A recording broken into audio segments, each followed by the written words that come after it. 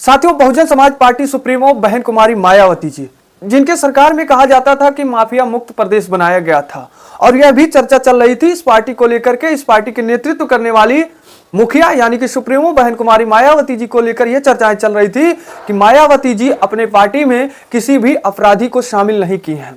अगर किसी भी नेता के ऊपर किसी भी प्रकार का अगर केस दर्ज है तो उसको पार्टी से बाहर का रास्ता दिखा देती थी। उनका साफ स्पष्ट कहना था कि हमारा पार्टी माफियाओं से मुक्त रहेगा, किसी भी अपराधी को हम अपने पार्टी में शामिल नहीं करेंगे, उनको चुनाव लड़ने नहीं देंगे, हम पार्टी से सीधे बाहर का रास्ता दिखा देंगे। अगर उन पर हत्या, बलात्कार जैसे अगर केस दर्ज हैं तो उनको जेल में भी डलवाने का काम हम करेंगे। हम अन्य पार्टियों की तरह नहीं रहेंगे। हमारी बहुजन समाज पार्टी उसी मूवमेंट के साथ आगे बढ़ेगी जिस मूवमेंट के साथ शुरू में बनने के बाद चली थी। लेकिन साथियों, इस समय फिर बहुजन समाज पार्टी चर्चा का विषय बन गई। चर्चा का विषय इसलिए बन गई है क्योंकि इसी बहुजन समाज पार्टी में दो अपराधी की एंट्री हो गई है। दो अपराधियों को जो है बहुजन समाज पार्टी में सदस्यता दी गई है। वो दो अपराधी कहां के हैं, किसने इस पार्टी में सदस्यता दी? क्या बहन कुमारी मायावती जी? इनके अपराध के बारे में मायावती जी से नहीं बताया गया? क्योंकि मायावती जी से मुलाकात के बाद ही बसपा में इनको सदस्यता मिली है। क्या मायावती जी से छिपाया गया है? जो मायावती जी कहती थी कि हमारे पार्टी में भले ही हमारी पार्टी जीते या ना जीते, पार्टी का विस्तार हो या ना हो, लेकिन हमारे पार्टी में किसी भी प्रकार के अपराधी को नहीं ज्वाइन किया जाएगा, उनको पार्टी में शामिल होने नहीं दिया जाएगा। अगर पाए गए तो उनको कठोर दंड दिया जाएगा। लेकिन अब सवाल यहां यह खड़ी हो रही है, क्या मायावती जी से ये बातें छिपाई गई? उनको इन नेताओं के बारे में यह नहीं बताया गया कि ये अपराधी हैं, इनके ऊपर कई केस दर्ज है? क्या इनसे मायावती जी से छिपाया गया? अब साथियों मैं विस्तार से बताता हूं। साथियों, बीते दिन दो नेता वसीम और सुशील बसपा में जिनकी सदस्यता ग्रहण हुई, इनको सदस्यता दी गई, प्राथमिकता दी गई, और यही दो नेता जब से बसपा में शामिल हुए तब से जहां से शामिल हुए, जिस जिले से शामिल हुए हैं, वहां से लेकर के पूरे प्रदेश में चर्चा हो गई। चर्चा इसलिए हो गई क्योंकि इनके ऊपर मर्डर, हत्या, बलात्कार जैसे धाराएं, केस दर्ज हैं इन दोनों नेताओं के ऊपर, जिसके बाद भी ये बसपा में शामिल हुए। और शामिल तब हुए मायावती जी से मुलाकात करने के बाद। अब यहां से चर्चाएं तेज हो गई हैं। साथियों, जब से ये दो नेता शामिल हुए तो मेरठ के जो भी बड़े बड़े नेता थे, जब इनके बारे में जाने कि इनके ऊपर इतना केस दर्ज है, तब से उनमें चर्चाएं तेज हो गई, खलबलियां मच गई कि कहीं ये बातें बहन कुमारी मायावती जी तक ना पहुंच जाए। अगर मायावती जी तक हमारी बात, ये पार्टी में शामिल करने वाली बात जो छिपाई गई कि ये नेताओं के ऊपर अपराधी नेता है ये, इनके बारे में अगर मायावती जी को पता चला तो हमारे ऊपर गाज गिर जाएगा। नेताओं में हड़कंप मच गया मेरठ की। मैं मेरठ की बात करूं, वहां के समन्वयक विक्रम सिंह हैं। विक्रम सिंह पर अब आरोप लग रहा है कि विक्रम सिंह को जब से पार्टी के तरफ से मिला है कि आप पार्टी का विस्तार करिए, उसके बाद आरोप विक्रम सिंह पे यह लगने लगा क्या विक्रम सिंह पार्टी के विस्तार के लिए अपराधी को पार्टी में शामिल करेंगे, जो कि मायावती जी सख्त मना करती हैं, नफरत करती हैं अपराधियों से। उनको नेता भले ही पार्टी का विस्तार ना हो, पार्टी जीते या ना जीते, लेकिन अपराधी को शामिल ना करना उनकी प्राथमिकता है। अब क्या मायावती जी से विक्रम सिंह ने छिपाया अपराधियों को? तो साथियों, मैं अपराधियों के बारे, इन दोनों के बारे में विस्तार से बताऊं।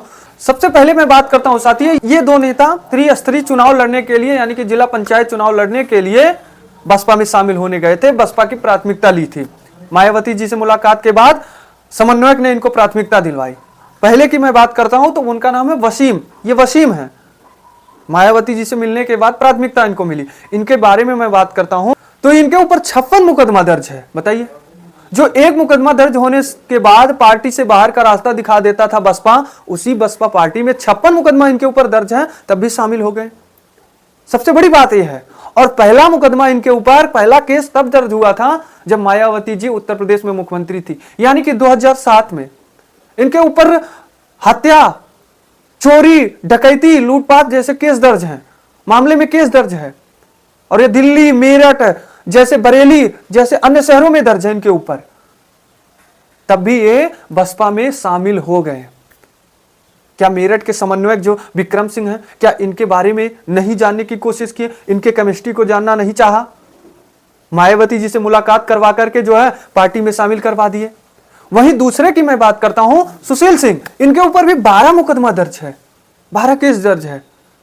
गिरोह चलाने का, जबरन वसूली करने का, हत्या का, ऐसे ना जाने कितने केस इनके ऊपर टोटल 12 दर्ज है। उसके बाद भी बसपा में सदस्यता ग्रहण कर ली, प्राथमिकता ग्रहण कर ली और जिला पंचायत के चुनाव मेरठ से लड़ने जा रहे हैं। अब साथियों बात करते हैं इन दोनों की कि आखिर इनको जरूरत क्यों पड़ी पार्टी में शामिल करवाने की।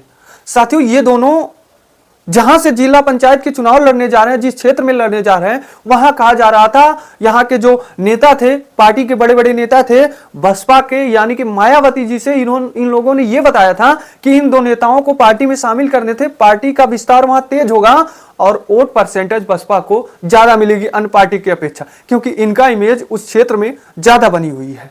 जिसके बाद बसपा ने कहा कि इनकी प्राथमिकता दी जाए और लखनऊ में 22 जनवरी को इनको प्राथमिकता दी गई है और इन दोनों नेताओं को मायावती जी के सामने स्कार्फ पहना करके जो है सदस्यता ग्रहण करवाया गया है। जब सदस्यता ग्रहण हुआ, वहां की तस्वीर सोशल मीडिया पे जब वायरल होने लगी, तब हड़कंप मच गया क्षेत्र में कि ये तो अपराधी हैं ये दोनों। इन अपराधियों को क्यों पार्टी में शामिल करने का काम मायावती जी ने किया है? क्या मायावती जी से छिपाया क्या है? जिसके बाद साथियों जब इनके अपराध के बारे में नेताओं को पता चला, मायावती जी से ये मुद्दा, ये बातें दूर करने की कोशिश करने लगे, लेकिन कर नहीं पाए। इन लोगों के छिपाने से छिपेगी नहीं। जिस दिन मायावती जी को इन सभी के बारे में पता चला, इन अपराधों के बारे में पता चला कि इन नेताओं के ऊपर अपराध है, उस दिन समन्वय क्या पूरे वहां के मंडल अध्यक्ष तक के ऊपर गाज गिर जाएगी।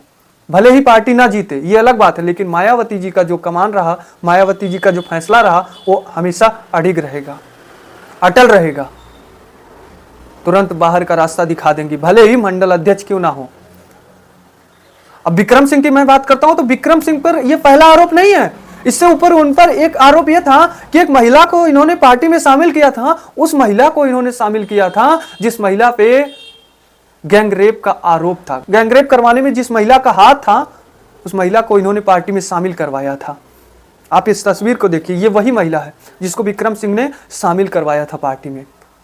अब साथियों, अब यहां पर आप लोगों से मैं एक छोटा सा लाइन कमेंट में जरूर लिखने को कहूंगा कि आप इस पर क्या लिखेंगे।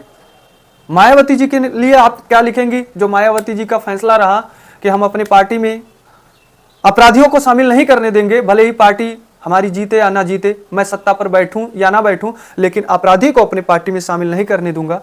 तो इस पर आप क्या कहेंगे मायावती जी के इस फैसले पर? कमेंट में जरूर लिखें।